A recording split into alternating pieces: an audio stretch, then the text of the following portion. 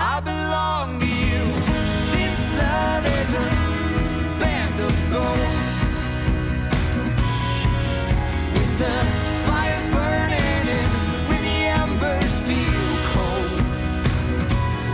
So when I hold you in my arms, I hope you know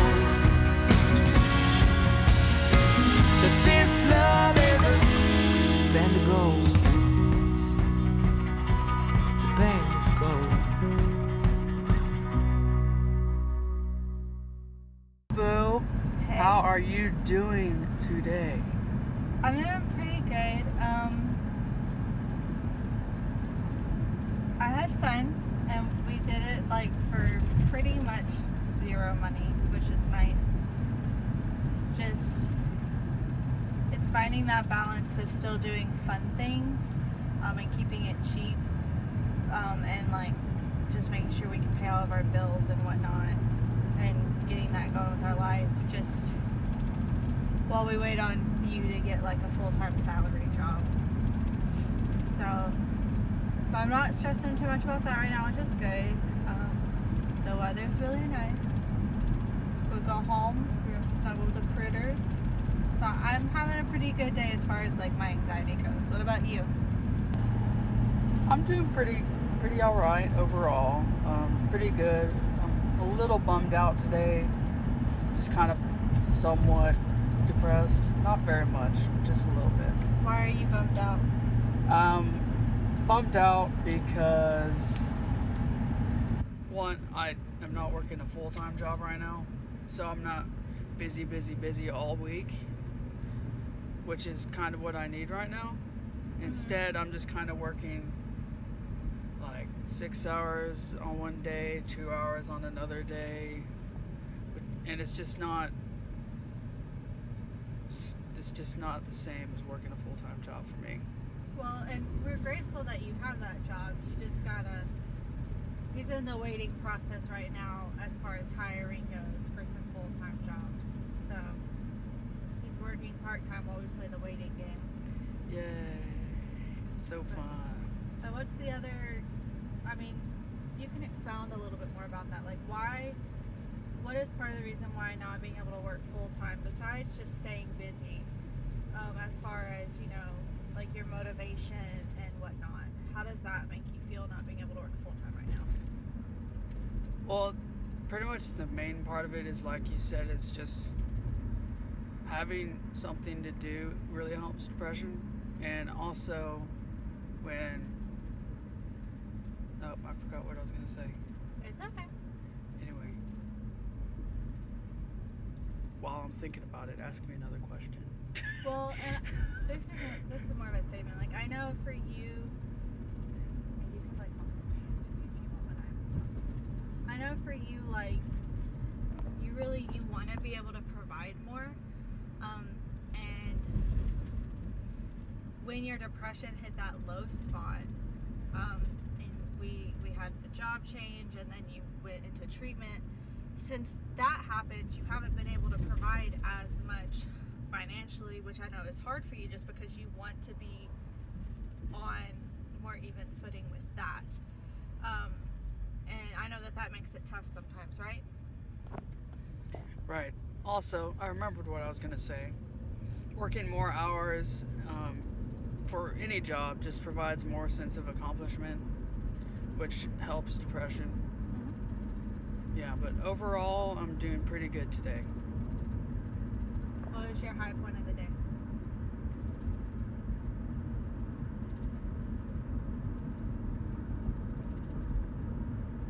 My high point was having that frosted key lime with Emily. That was really good. What was your highlight of the day? My high point would have to be a mixture of the key lime and also McKay's, just because I love that place. What about your low point, babe? When I got my schedule for next week. Yeah. Which he's going to talk to his boss about, and because she just hasn't moved him up to full-time yet because he started 3 weeks ago, I think, right? Something like that. So he still was technically in training. So she was trying to ease him into it, and he's just gonna talk to her and be like, look, I've made pizzas before. Can I please get some more hours if possible? So, which will help. And also, we're just playing the waiting game. When are you supposed to hear back about the job with the Dixon County government? It should be soon, but if I don't hear anything back by April, I'm gonna call and check in on the progress. Yay! So, no, it's been a good day. It's been a good day, and you know, we've had some good conversation. We have some of our best conversations in the car.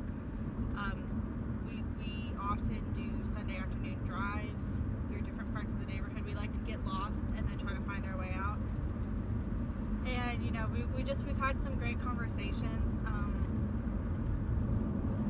You know, it's that season of our lives where we've just got stuff to figure out, and like a lot of our friends are, you know, they're having babies and they're buying houses and they're doing all this stuff, and we're just in a different kind of season right now, and sometimes that's a little hard. But we're just talking it through, and we're working on it and realizing that we're just gonna cherish our, how did I word it earlier? We're gonna cherish like our time together in this season, and like just right now, like we have the ability just to like wake up and go on a Saturday morning. Our spontaneity season, and like just work on building our relationship back up, because it took a bit of a hit with the depression. Depression it takes a hit, and our relationship is a lot stronger in different ways than it was before the depression. It's weird. It's like it's stronger in some ways, but in some ways we gotta like work on those muscles. It's like if you only ever do arm day and never do leg day, and we've got to work on our leg muscles, or however, what analogy would you use, babe? That's a pretty good one, actually. So we're gonna keep doing that, and you know, budgeting and working towards paying off. Like we've got to pay for Jonathan's treatment for the part that insurance didn't cover. We're working on getting student loans. So it's a different season of our life than our friends, which is fine, because everyone is living their life in different seasons and moving at their own pace. And we were talking about that today, and just like really, I don't want to say accepting it. That doesn't sound like the right word. What word would you say, babe? I think accepted would, you know, go okay with it. I mean, it may not be. Side note, love that house. Okay, sorry. It may not be perfect, but I mean, that's just where we are. Well, and also, you know, it's like someone got on to me the other day. They were like, your cat and dog are not your children, because I jokingly will call them our children. But like, you also don't know what people are going through. You know, back in 2016, we were expecting, like we were going to be the first out of our friend group to have a child, and then at our 10-week checkup, we found out that we had a miscarriage. And so that's just, I mean, that's also something that's been very hard, and we're still working through and still dealing with. Some days are better than others, but right now our pets are our children, you know, and we're working on just living this crazy life and getting to a better headspace mentally, like for both of us. My anxiety levels are already a lot better. I changed jobs, you know, and that was one of the hardest things I've ever done. However, it was what I needed to do for our family, because much as I loved teaching, I just gave so much of myself during the day that when I got home, like I was already like mentally, physically, emotionally exhausted, and then Jonathan was having a tough time, and it just wasn't very good. We couldn't support each other because we were both so tired. So this has been a good season, just focusing on each other, focusing like on God and each other, and just, I don't want to say like rediscovering who we are, because that's so cliche and cheesy, but like it's kind of true. Like I've been making music again, which is ironically something that I did not have very much time to do when I was teaching music, because you're so tired. I've been reading Roll the window down on accident. I've been reading. Jonathan and I have been going like on walks I think it's locked. often.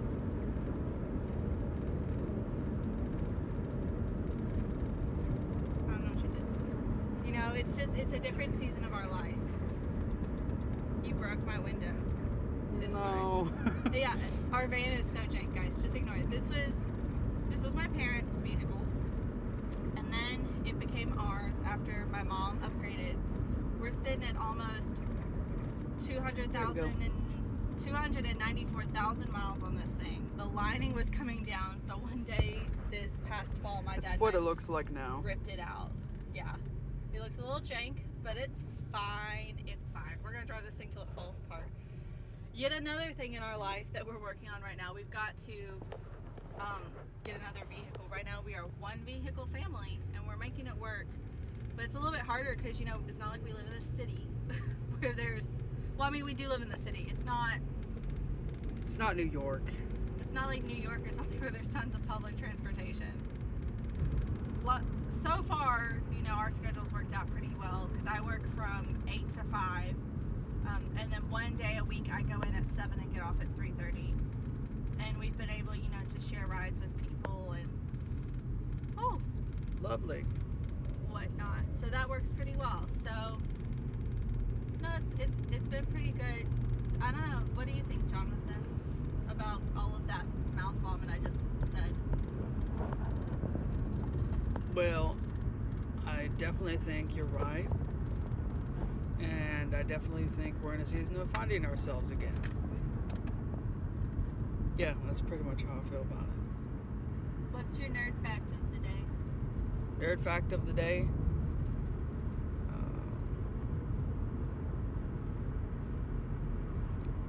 I put him on the spot. What kind of nerd fact am I doing again? I don't know. Like you could do one about mental health. So you've got depression, anxiety,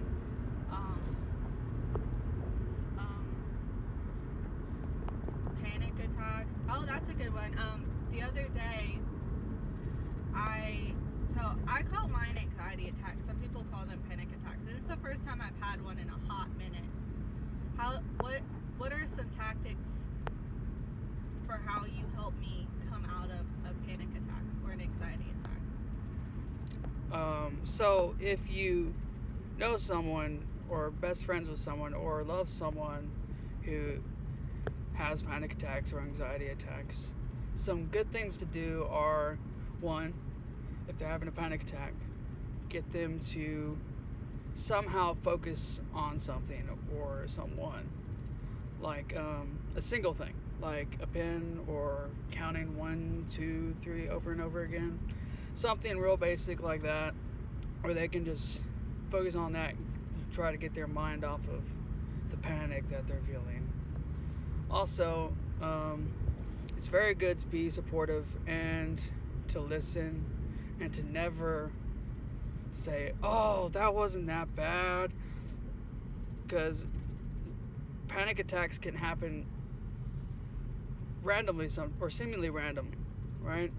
And even at some things that are seemingly not a big deal, like losing a sock or the dishes being in the sink or something that doesn't seem like a big deal to the other person, but that's just the thing that like pushes them off the edge. It was the final straw. Right.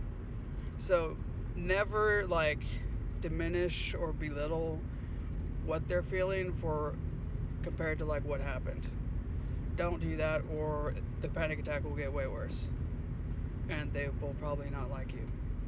The main thing, and everyone experiences panic attacks or anxiety attacks differently. For me, some people, it's where they just can't focus on all, but for me, it's like I'm hyper focused on the issue, and sometimes I'll start hyperventilating, and I often will I try rocking back and forth. I'm a very tactile person, so I try tapping or like rubbing my pants to start to reground me. Sometimes it doesn't work. Sometimes if you're caught up in a moment, you don't realize a panic attack is coming until it happens. I know when a panic attack is going on though. And it's like inside my head there's this little voice that's like, you're fine, Emily, you're fine. But then like I just body. I can't control my body. I have medicine that I take when a panic attack is coming along that helps a lot. The last time I had a panic attack, ironically enough, we were driving to church on a Sunday morning, and we were gonna like go get gas after church. Like, we thought we could make it, and we were going up a hill, and so it just stopped registering as having gas in the vehicle. So I had to like try to pull the van over on the side of this hill, and then I was just freaking out because we couldn't get the van into the nearest parking lot by ourselves. I couldn't get a hold of anyone, and it just felt very overwhelming. And it was just like, I was done. Like, that was the last straw of that day. Done. Couldn't deal with anything anymore. And so Jonathan often, the things that help the most are, he will try to get me to breathe with him, and he'll give me like either counts, or he'll say inhale and exhale, because getting the breath steady is one of the most important things that helps you start coming down off of it. And then sometimes he'll hold me. He's pretty good about reading whether or not, like, reading my body language on, do I want to be touched in this moment? Do I need to be touched? Or like, is it a don't touch me, don't touch me? Like, I can barely handle all the emotions and tactile sensations I'm feeling. I don't need anything else. So that, of course, varies person to person. But for me, the main thing is he'll get me trying to breathe with him, with inhale, exhale. Sometimes he'll just talk softly, or even sing softly. And he'll just, most of the time, he just sits with me till it's over. That's the biggest thing. Sometimes you do what you can to calm down, and like, you try not to completely hyperventilate, but you just have to ride it out. Like, even with the medicine works if I take it as I feel one coming.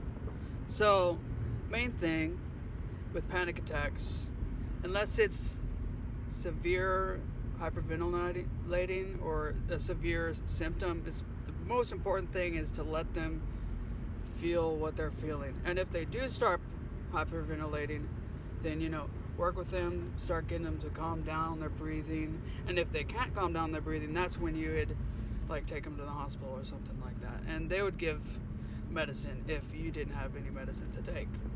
Which we've never gotten that far.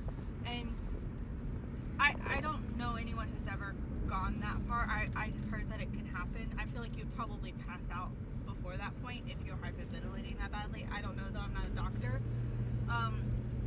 But yeah, the medicine I have, it helps if I take it before I feel one coming on. So if I'm in a high stress situation that day, and it's just, it's been a lot, I know to take one. Or sometimes Jonathan will remind me, he'll be like, hey, you need to take one of your pills that's going to help calm me down just a little bit. And part of it is just like, my body just doesn't regulate stress very well. And it's not something that I ever knew. I handled my stress pretty well all through like college. I lived a very busy life, and it was stressful, but I was able to keep it under control.